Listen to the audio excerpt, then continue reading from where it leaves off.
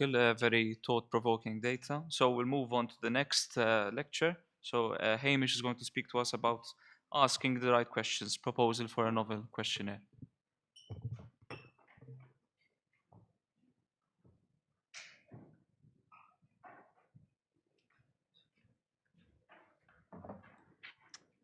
Thanks, Mark. So, asking the right questions.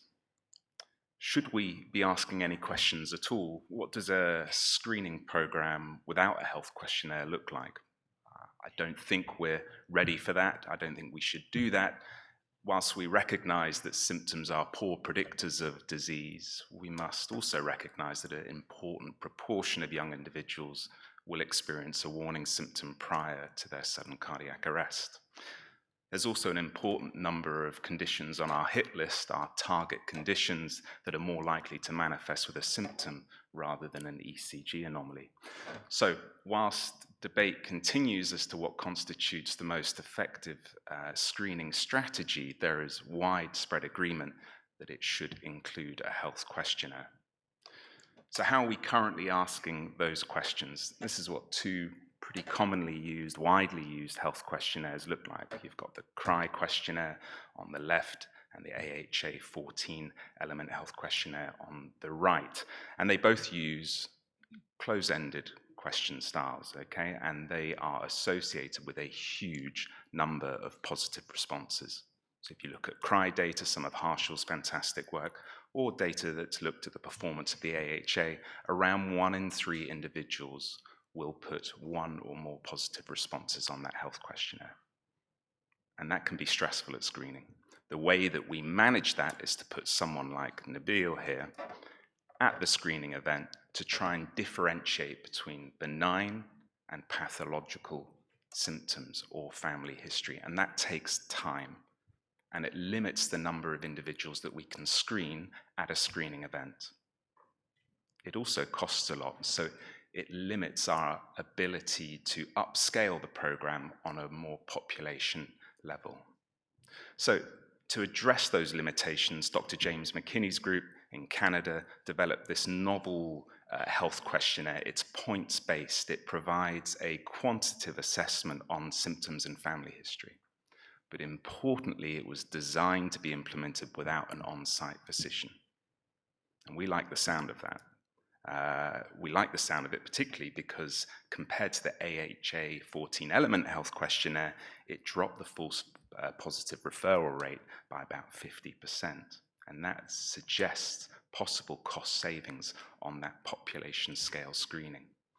So we ran with that and we wanted to see if the SC, the Sports Cardiology British Columbia Health Questionnaire, performed well in CRY's screening program. And it didn't perform as well as we had hoped. So we tweaked the questions, we tweaked the wording, we tweaked the way that it was scored and the weighting of symptoms. And then we conducted some pilot data, and then we changed it again, and then we came up with the Cardiac Risk in the Young British Columbia Health Questionnaire, or the CRY BC Health Questionnaire. This is an example of one of the 4 symptom questions. So we've got 4 symptom questions and 2 family history questions. 1 for first degree, and then the second question of family history is for more distant relatives. So here's your example for chest pain, and this is how it works. If you have chest pain, you will say yes, and then you're going to be asked to select from certain statements that relate to the characteristic of your symptom profile. So if you've got chest pain that is worse when you press on it or take a deep breath in, you're going to get something negatively weighted. But if you've got central chest pain that goes up to your jaw or down your arm, or is worse when you're exercising, we're going to give you something more positive. And you add up your points, and then for the chest pain example I've given you here, if it's 3 or more, we would consider that symptom as abnormal. And we would suggest that you go and see your GP or possibly even direct to a cardiologist. This is what family history question looks like. There's a lot to take in there, and I've put the equivalent CRY health questionnaire family history component in red there to demonstrate that this question, the CRY BC question on first degree family history is more specific, not just in terms of the wording, but specific in terms of the conditions and specific in terms of the events that we are interested in. So the study that we're looking at the feasibility and how well the CRY-BC questionnaire compares to a doctor's interpretation of symptoms and family history during a clinical consultation. This is the gold standard approach. Michael's already told us you will do a booking. At booking, you'll be asked to do an online CRY questionnaire. About 2 months later, you'll go forward to a screening event, have an ECG, and then see a doctor. The doctor on the day will decide if the symptoms and family history are positive or negative, and equally the ECG. And what we want to do is, and what we have done, is introduce the CRY-BC questionnaire at the same time as your booking questionnaire, and then we're going to compare that to the doctor's interpretation of symptoms and family history. Simple. So let me tell you what we found. We tested this CRY-BC questionnaire in about 10,000 consecutively screened individuals. They were predominantly male, predominantly white, and predominantly non-athletes.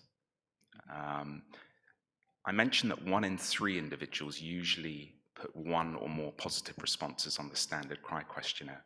During our data collection period, it was 56%, okay, which is extraordinarily high. There is a pretty simple explanation to that, is that we collected this data as soon as the CRY doors opened after the COVID pandemic. So I think that number will be a little bit lower now. Our more specific CRY-BC questionnaire, the positive response rate was lower, and I think that's a result of the more specific elements to it. But it's still pretty high. So how did it compare to the doctor's interpretation of symptoms and family history? So it offered a sensitivity and specificity of 79% and 97%. And when we're looking at the level of agreement, it was pretty good. Moderate agreement, so 0.41 in terms of kappa coefficient. In terms of the concordance, so the CRY-BC questionnaire matched the doctor in 96%. So there was 4% where our CRY-BC questionnaire disagreed with the doctor. And that was predominantly because the CRY-BC questionnaire was positive, but the doctor wasn't interested at all. So these are potential false positive outcomes. We had some fantastic support from the MSc students down at St George's who called those individuals with discordant outcomes, and we didn't find any sinister disease. But well done to Simran Raj and Ollie for doing so. And that follow-up was around 2 years. The health questionnaire performs better in non-athletes than athletes. I haven't quite worked out why that is yet. And I can also tell you that the family history component, which is a bit more binary than symptoms, outperformed that symptom component as well. It may be that you are not happy with the thresholds that we used, and you may, for your screening program, opt for more sensitivity at the cost of less specificity. So we've done a ROC curve analysis to guide users who may wish to use this health questionnaire in the future as to what thresholds they may set. So this is the central illustration that we're thinking of using. Let's get rid of the noise and focus on the key messages, which are this CRY-BC questionnaire performs pretty well compared to an on-site physician. And that suggests possible significant cost savings. And it may suggest a shift in how we screen. And it may promote a remote model of screening. And this is what it could look like in the future. So 96% of individuals would return a normal CRY-BC questionnaire. Let's pull them to a screening event that doesn't have any doctor, and removing the doctor will open up more time. We can screen more individuals. Instead of 100 a day, perhaps 120, so we're increasing screening capacity at less cost. These ECGs are going to be wired live down to a screening center at CRY, and they can be interpreted live. The doctor there will determine whether or not it's an abnormal ECG or a normal ECG in someone that has no symptoms or family history. What's more challenging is what to do with the other 4% of individuals who return a positive CRY questionnaire. Do we take that Cry BC questionnaire and act immediately? Do we tell people to go and see their GP or a cardiologist based on that outcome? Remember, 3.3% of those outcomes will be potential false positives. So perhaps we should take responsibility for those and ask our Cry doctors to give that small proportion of individuals a quick telephone call. And if they agree with the Cry BC questionnaire, let's send them direct to a GP or a cardiologist. I would argue of the 4%, that's about 1,000 individuals a year. I do not think that would overwhelm the 6,000 GP surgeries in the country. But what we are doing so is we are promoting earlier referral, earlier introduction of risk-modifying therapy. And I think that's a really important element of this CRY-BC questionnaire. Alternatively, if the doctor thinks that the CRY-BC questionnaire was complete nonsense and they disagree and actually these symptoms are benign, then let's throw them into the other side of an ECG screening and send them up to a CRY screening event. So that's what it could look like. It's important because CRY spends about £300,000 a year on sending doctors up and down the country.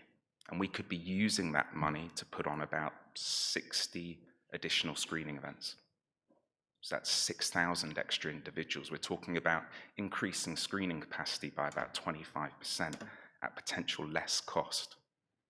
And by doing so, we're promoting a greater and earlier detection of disease. So I think it's worth looking into more.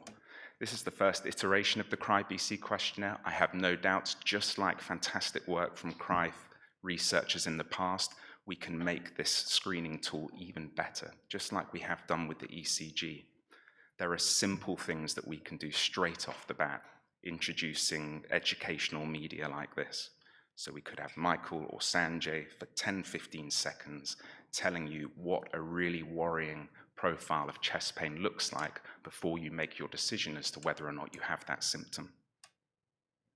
I would also ask you to look at a great review article last year which gave a nice summary of where we are with automated AI medical history tools. I have no doubt that those will play a role in the future as well. Thank you very much.